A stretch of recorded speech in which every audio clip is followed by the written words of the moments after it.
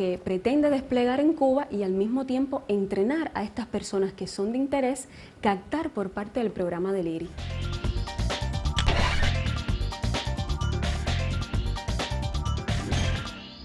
Estados Unidos tiene muchos intereses que van más allá de los programas de demócratas o republicanos.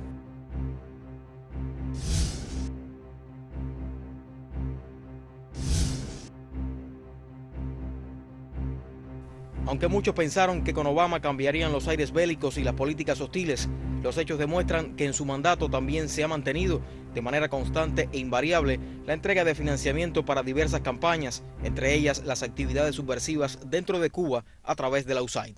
El trabajo de la USAID es un trabajo sucio, un trabajo de infiltración, de penetración, un trabajo destinado a destruir la sociedad cubana.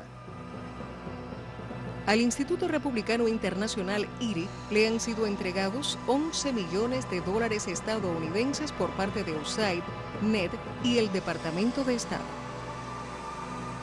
En agosto de 2008, IRI firmó con USAID el vigente programa desestabilizador contra Cuba y para su ejecución recibe la cifra de 5 millones de dólares.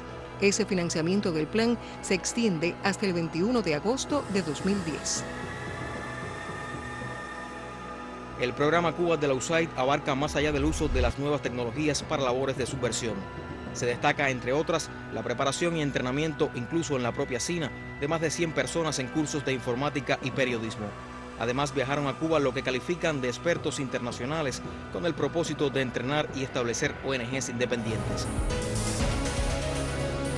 Especial significado cobran las becas completas para estudiantes universitarios en la búsqueda de la transformación ideológica de las más nuevas generaciones y con ello agentes para el cambio, capaces de ejecutar la destrucción del programa socialista de la revolución.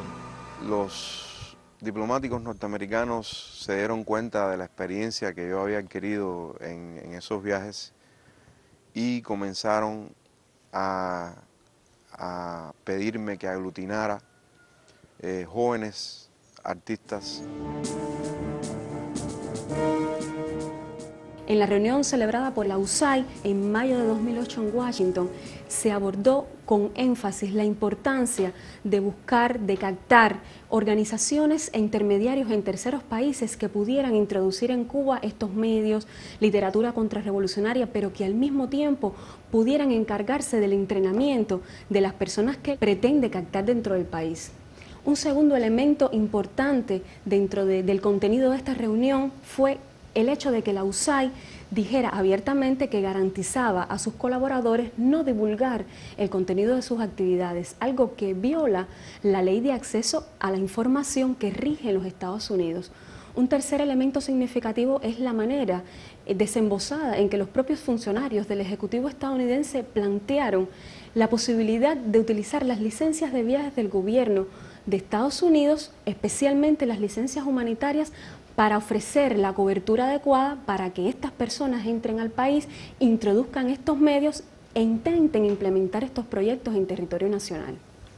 La Agencia para el Desarrollo de Estados Unidos, USAID, a través de su Oficina de Iniciativa para la Transición, adscrita al Buró de Democracia, Conflicto y Ayuda Humanitaria, contrató servicios de la empresa Creative Associates International para establecer ese programa. USAID tiene una larga relación con contratistas, aunque por primera vez en el año 2008 el gobierno norteamericano recurrió a un mecanismo de este tipo contra Cuba. En la relación contractual entre la USAID y Creative Associates International se establecen aspectos específicos para desarrollar un programa subversivo contra Cuba y entre los aspectos políticos de mayor interés se destacan: apoyar actividades que bajo distintos escenarios acuden a crear las condiciones del cambio antes, durante e inmediatamente después de la transición. La Oficina de Iniciativa para la Transición ha decidido recurrir a un contratista, la Creative Associates International, ayudar al desarrollo de grupos no gubernamentales independientes.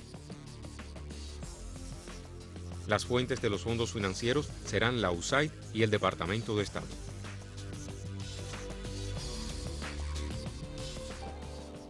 No por casualidad, procedimientos similares se realizaron en Polonia por los Estados Unidos en la década del 80, bajo la presidencia de Ronald Reagan.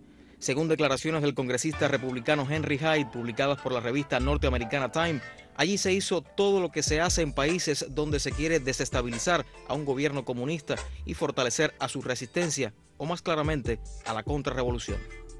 Queda claro que se refiere al suministro de técnicas para los medios de prensa en su más amplia expresión, transmisiones de Radio Europa Libre, propaganda clandestina y financiamiento, métodos organizativos y asesoramiento a sindicatos, agrupaciones culturales y otras actividades similares se pusieron en práctica en países de Europa. Actualmente la USAID aplica métodos similares y publicita en su página web que esas relaciones permiten a los socios de Cuba aprender las lecciones aplicadas en Europa Oriental y que lograron desarticular esos gobiernos en la década del 90. Fue una exposición muy connotada, expresaba algunas ideas que venían traspoladas desde Polonia y que fueron entonces expresadas allí dentro de la intelectualidad pinareña. Quiero aclarar que esta exposición fue organizada con la colaboración de diplomáticos polacos y checos. Fue preparada por el señor Dagoberto Valdés. Dirige la revista digital Convivencia, que promociona ideas contrarrevolucionarias. Ha mantenido vínculos estrechos con diplomáticos de España, Gran Bretaña, Alemania, Suecia, Polonia, República Checa, funcionarios de la sección de intereses de Estados Unidos y miembros de la Fundación Panamericana para el Desarrollo, FUPAD, la USAID y la CIA.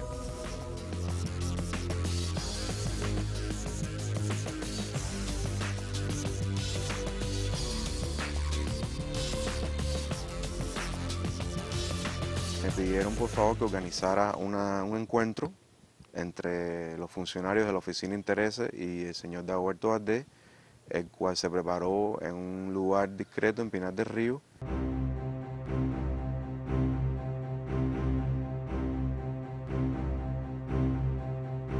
En ese documento que fue escrito en el periódico Gramma se enunció y se reveló los verdaderos intereses que él tenía, que era destruir nuestra revolución.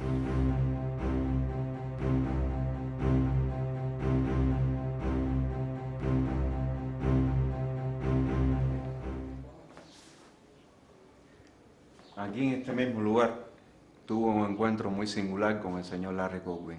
Un atardecer se me apareció aquí en la casa con una gorra de pelotero, una camiseta y un short de playa.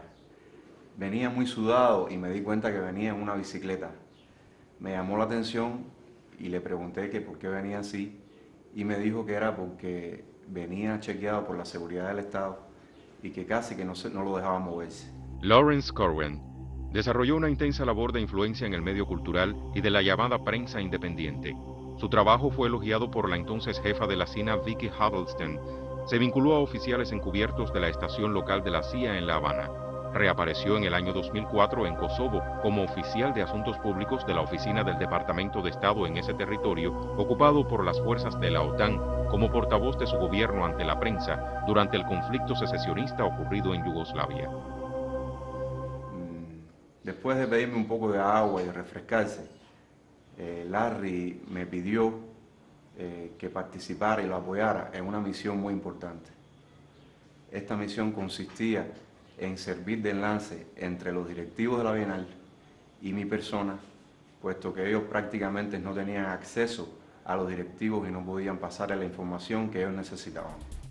En sus contactos con Fran Carlos, los funcionarios de la CINA intentaron infructuosamente manipular un evento de tanta trascendencia y prestigio internacional como la Bienal de La Habana en su 7ª edición. Un espacio de grandes valores culturales que ha permitido que expresiones artísticas experimentales de alta calidad sean apreciadas por amplios sectores de nuestra población.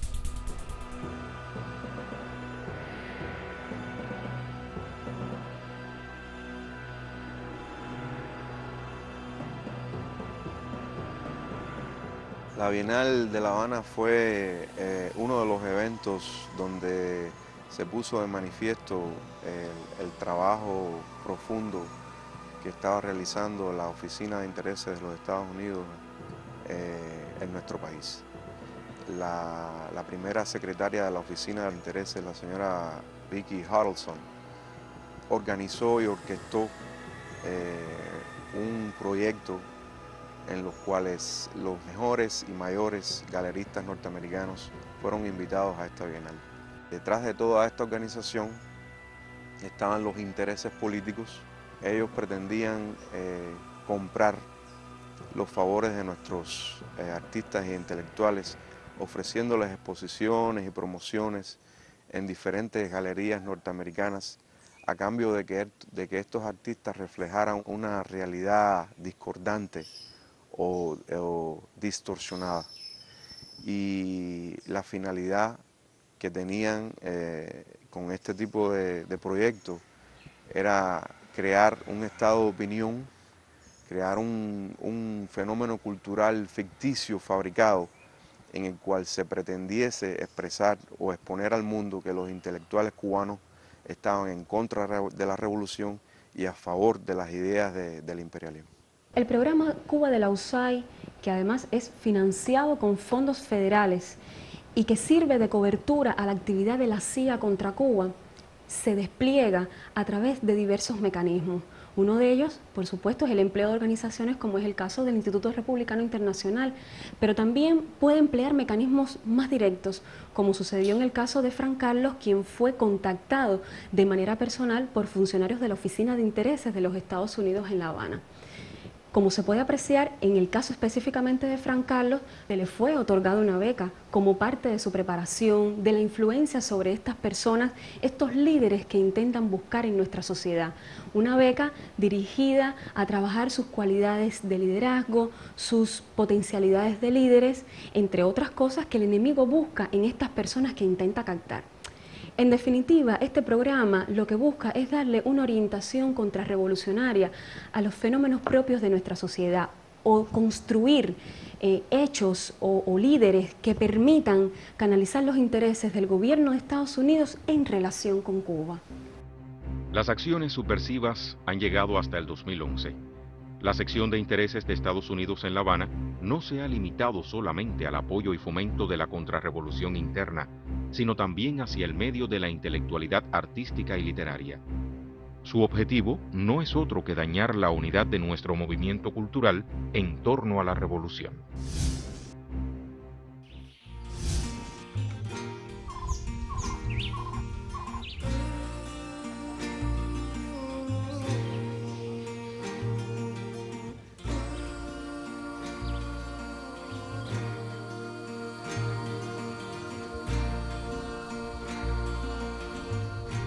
Cuando en su infancia Fran Carlos se deslizaba por las verdes y solitarias colinas de las Terrazas, en la Sierra del Rosario, no había imaginado nunca un rascacielos, ni tampoco que este lugar, con unas 5.000 hectáreas, sería décadas después una importante reserva de la biosfera como parte del Plan de Desarrollo Integral iniciado en la década del 60.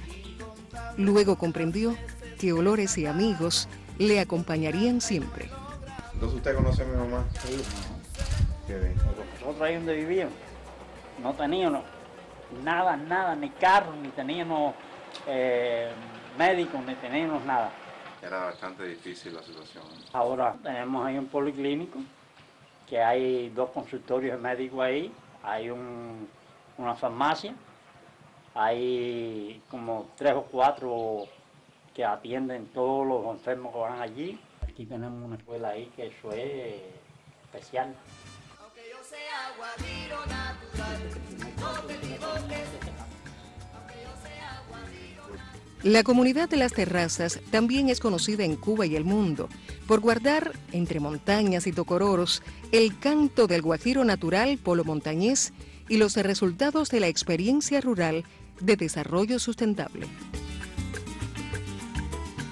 Quiero que los jóvenes no se confundan con los medios de prensa.